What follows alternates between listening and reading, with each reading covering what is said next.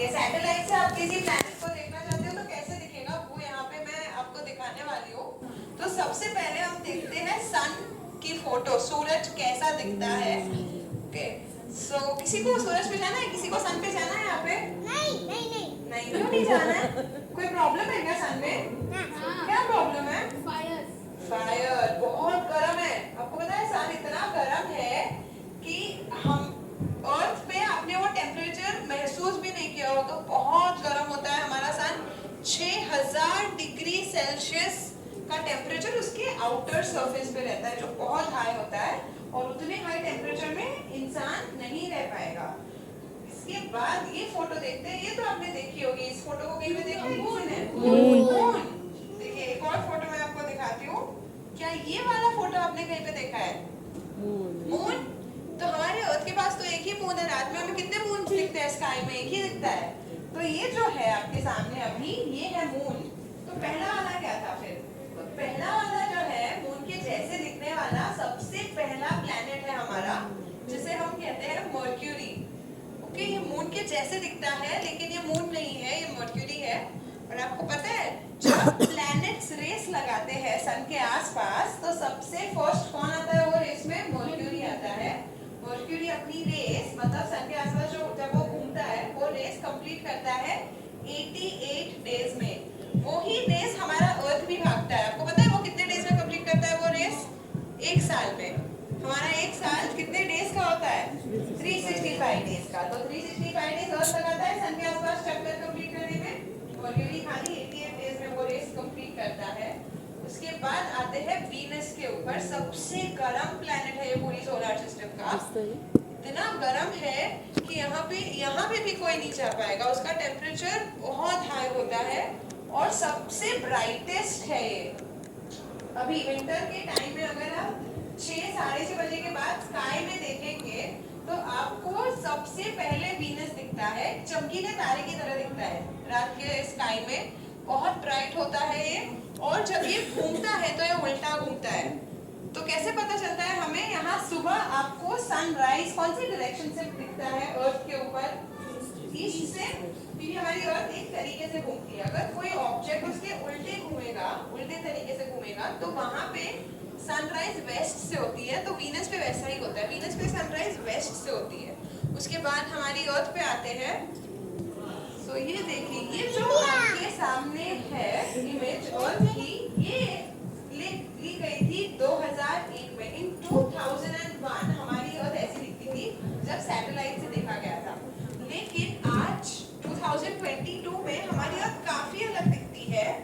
बहुत सारी चीजें उस पर बदल गई है। तो अभी इसे देखिए। ओके, तो पानी देखिए, पानी का कलर ब्लू तो रहा नहीं है।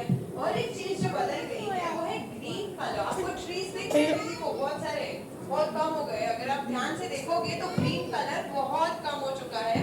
और कौन सा कलर बहुत ज्यादा दिख रहा है आपको? ब्लू। और ग्रीन और ब्राउन में? ब्राउन।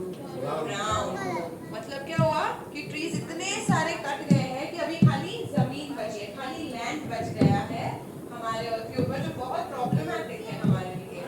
इसके सॉरी सर, ये समर का वैसे देखने जाएंगे तो ये वाली 2001 की इमेज है।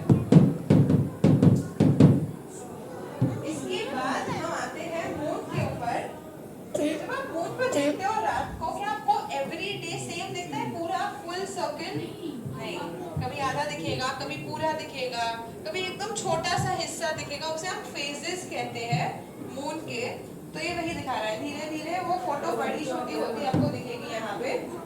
और अभी पूरे चांद की सैटेलाइट इमेज हम देखते हैं कि पूरा मून दिखता कैसे है। तो जब आप ध्यान से मून को देखेंगे तो आपको समझ आएगा कि मून की जो सरफेस है, कहीं कहीं काले काले धब्बे हैं और कहीं कहीं एकदम ब्राइट है।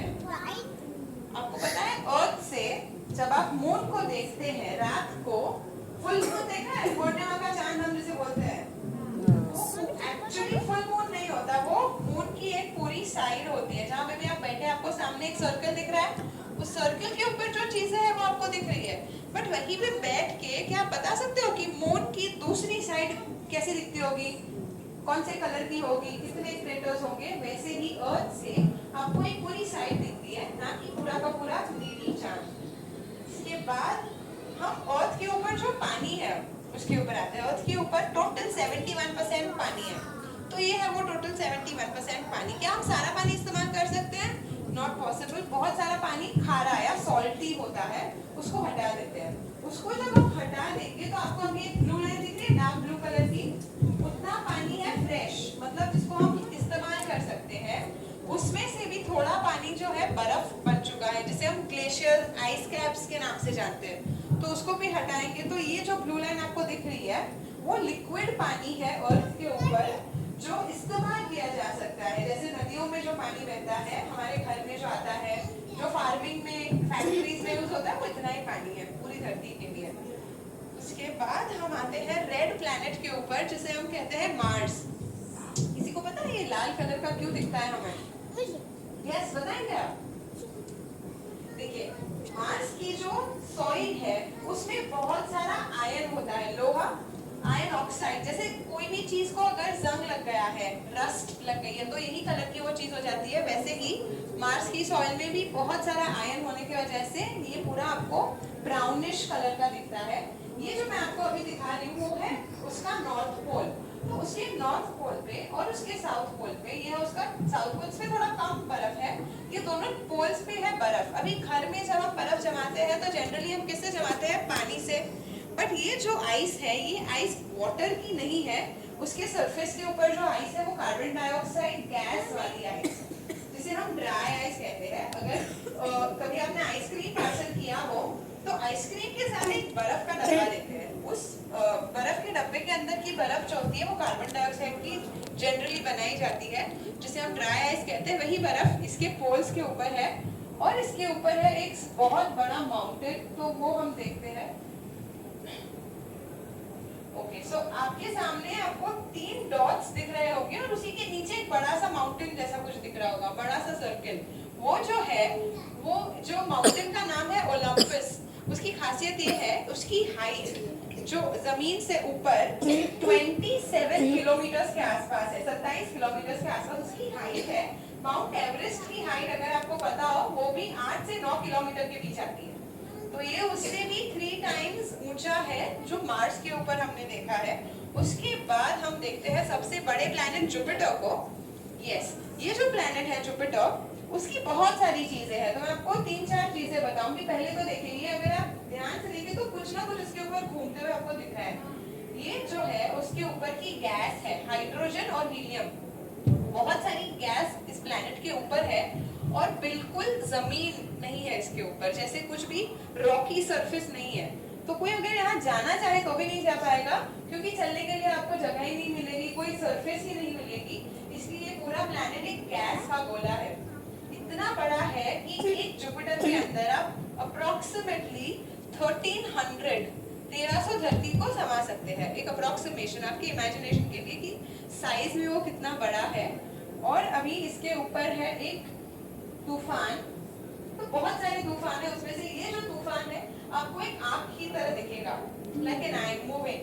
ओके, तो ये तूफान जो है काफी सालों से चल रहा है। अगर आपने कभी सुना है कि धरती में कोई तूफान 1 साल तक चला है या 2 साल तक चला है, ये तूफान जो है करीबन 300-400 साल पहले से चल रहा है, जिसे द ग्रेट रेड स्पॉट कहते हैं हम।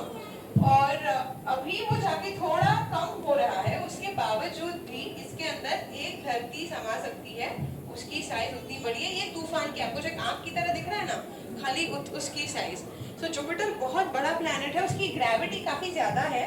उसकी वजह से, जैसे अर्थ के आसपास कितने चांद है? एक। इसके आसपास है 79 मून्स जो उसके आसपास घूमते हैं। ये उसका एक चांद है जिसका नाम है Io, बट उसे पिज्जा मून के नाम से भी जाना जाता है। अभी आप बोलेंगे पिज्जा मून कैसे? तो अगर आप देखें तो काफी चीजें, कुछ ऐसे लग रहा है जो पिज्जा पे भी आपने कहीं देखा हो, कोई भी ऐसी चीज? ऑलिव्स? Yes, olives. पिज्जा के ऊपर जो टॉपिंग होती है, यहाँ वैसे अगर आप देखें तो आपको काले काले धब्बे हर जगह दिखेंगे। वो क्या है? एक्चुअली ऑलिव्स की तरह दिखते हैं, बट वोल्केनोज है, ज्वालामुखी है। और ये वोल्केनोज में से निकलता है लावा। जब लावा फैल जाता है, सेटल हो जाता है, तो ये जो आपको रेड और ब्राउन कलर दिख रहा है, वो वही लावा की वजह से ये कलर का ये मून हो गया है। और जितने भी ब्लैक डॉट्स आप देख पा रहे हैं, हर एक ब्लैक डॉट एक वोल्केनो है। इसके बाद आते हैं अगले प्लैनेट सैटर्न के ऊपर। तो हिंदी में ऐसा कहते हैं कि ये जो ग्रह बहुत लोगों का भारी चलता है, तो आप मुझे उसका हिंदी का नाम बता पाएंगे कोई भी? शनि। बिल्कुल। और आपको पता है जब ये प्लैनेट की बात की जाती है, पूरी सोलर सिस्टम में 8 प्लैनेट्स में से सबसे हल्का होता है। तो कैसे हल्का होता है? ये भी पूरी गैस का बना है, इसमें भी जमीन नहीं है। गैस की होती है डेंसिटी, तो इसकी डेंसिटी उतनी कम है कि जो पानी होता है, पानी की डेंसिटी से भी कम है इस प्लैनेट की डेंसिटी। अगर कभी इतना बड़ा तालाब बन पाए जो शनि के बराबर हो और आप शनि को उसके ऊपर रखें, तो वो उस पे भी तैरेगा, उसकी डेंसिटी बहुत कम होने की वजह से। और इसके पास टोटल 82 मून्स होते हैं। सबसे ज्यादा मून्स अगर कोई प्लैनेट के आसपास घूम रहे हैं तो वो शनि के आसपास घूमते हैं। ये उसका एक चांद है जिसका नाम है टाइटन। इसकी खास बात क्या है? ये जो चांद है, तो धरती पे पानी लिक्विड फॉर्म में मिलता है, लेकिन तो और कोई ऐसा प्लैनेट नहीं है जिसपे पानी लिक्विड फॉर्म में हो। लेकिन ये जो प्लैनेट है, इसके ऊपर मीथेन की नदियां बहती है, पानी की नहीं, मीथेन की। तो ऐसा मून है जो धरती के अलावा जिसपे लिक्विड रिवर फ्लो कर रही है, भले वो पानी की नहीं है बट लिक्विड फॉर्म में है। उसके बाद आते हैं सबसे ठंडे प्लैनेट यूरेनस पे। ये जो प्लैनेट है इसे हम आलसी ग्रह भी बोलते हैं। पता है आपको इसे आलसी क्यों बोलते हैं? क्योंकि जब ये सन के आसपास घूमता है, जिसे हम रेवोल्यूशन कहते हैं, तो इसका टिल्ट बहुत होता है। जैसे आपके सामने गोला है, एक स्फीयर है, इसे 90 डिग्री से क्या टिल्ट कर सकते हैं? इमेजिन कीजिए कि ये गोला 90 डिग्री से टिल्ट हो गया और उस टिल्ट के साथ वो सन के आसपास घूम रहा है। तो जब ऑब्जर्व किया गया तो ऐसा लगा कि कोई बॉल को रोल करने छोड़ दिया है स्पेस के अंदर, तो उसे रोलिंग प्लैनेट भी कहते हैं उसी रीजन की वजह से। और अभी आते हैं लास्ट प्लैनेट नेपट्यून के ऊपर। ये जो प्लैनेट है इसमें बहुत सारे तूफान, स्टॉर्म्स, विंडी स्टॉर्म्स चलते रहते हैं। और क्या आप सोच सकते हैं ऐसी कोई कार में बैठना जिसकी speed approximately 2000 kilometre per hour हो? कोई बैठा है क्या ऐसी कार में जिसकी स्पीड 2000 किलोमीटर पर आवर? तो यहाँ के जो तूफान है वो अप्रोक्सीमेटली वो स्पीड से यहाँ पे घूमते हैं। और ये ब्लू कलर का आपको इसलिए दिख रहा है क्योंकि इसमें मीथेन गैस बहुत सारी होती है। बर्फ के साथ साथ मीथेन गैस के होने की वजह से ये और यूरेनस दोनों प्लैनेट्स आपको ब्लू कलर के दिखे। तो ये सारे प्लैनेट्स मैंने आपको दिखा दिए। एक चीज जो बच गई है उसे हम प्लूटो, ड्वार्फ प्लैनेट बुलाते हैं। ग्रह नहीं है ये, बट पहले हम इसे प्लैनेट कंसीडर करते थे। तो पहले तो इसका आइस कैप है, ये बर्फ है उसके ऊपर, आइस कैप जिसे हम कहते हैं। ये प्लूटो की इमेज अगर आप देखेंगे तो आपको सही से नहीं दिखेगा एक साइड, और एक साइड अच्छे से दिखेगा। इसका रीजन ये है, जैसे मैंने आपको बताया सैटेलाइट इमेज हम दिखा रहे हैं आपको, तो प्लूटो इतना दूर है हमसे कि जो सैटेलाइट यहाँ गई है वो सैटेलाइट ने पूरा चक्कर अभी तक कंप्लीट नहीं किया है। इसलिए जितना सैटेलाइट ने कैप्चर किया है वो आपको क्लियर दिखेगा, और ये जो है काफी हेजी दिख रहा है। तो प्लूटो को ड्वार्फ प्लैनेट इसलिए बुलाते हैं क्योंकि आपको पता है हर प्लैनेट सन के आसपास एक पर्टिकुलर जगह में ही घूमता है। जैसे रेलवे की गाड़ी एक रेलवे ट्रैक पे ही घूमती है, वैसे इमेजिन कर लीजिए कि हर प्लैनेट का एक रेलवे ट्रैक होता है अपना सन के आसपास। प्लूटो का क्या होता है, अपने रेलवे ट्रैक में जब वो घूमता है तो और चीजें, ऑब्जेक्ट्स उसके रास्ते में आ जाते हैं, जिसकी वजह से वो अलग थोड़ा सा ट्रैक छोड़ के दूसरे ट्रैक में चला जाता है। और ही रीजन की वजह से हम उसे प्लैनेट नहीं बुलाते, ड्वार्फ प्लैनेट बुलाते हैं। और एक ये लास्ट लाइन, ये हमारी धरती है, उसके ऊपर ही आपको जो येलो कलर की लाइंस दिख रही है वो एरोप्लेन्स है। और ये जो एरोप्लेन्स है वो एयर ट्रैफिक दिखाता है। ये लाइव नहीं है, मतलब अभी का नहीं है, बट ये अपडेटेड इमेज है। तो इसमें ये देखिए, ये है नॉर्थ अमेरिका। नॉर्थ अमेरिका में सबसे ज्यादा एरोप्लेन्स आते जाते हैं, सबसे ज्यादा हवा का ट्रैफिक नॉर्थ अमेरिका में होता है, जो यहाँ पे आपको दिख रहा है। उसके बाद यूरोप में होता है, नंबर 2 पे यूरोप आता है, जो यहाँ पे आपको कंप्लीटली लाइक जाल के जैसे दिख रहा है। और इंडिया को देखते हैं, सो ये इंडिया है। इंडिया के अंदर मुंबई और दिल्ली, ये सुबह का टाइम का दिखा रहे हैं। जैसे थोड़ा सा डार्क होगा, मुंबई और दिल्ली व्हाइट कलर के डॉट्स की तरह आपको दिखेंगे, क्योंकि इंडिया के अंदर ये 2 शहरों में बहुत सारी एरोप्लेन्स जो है आती जाती रहती है। So yes, so this was the last slide, ये मेरा लास्ट स्लाइड था। Thank you so much for listening.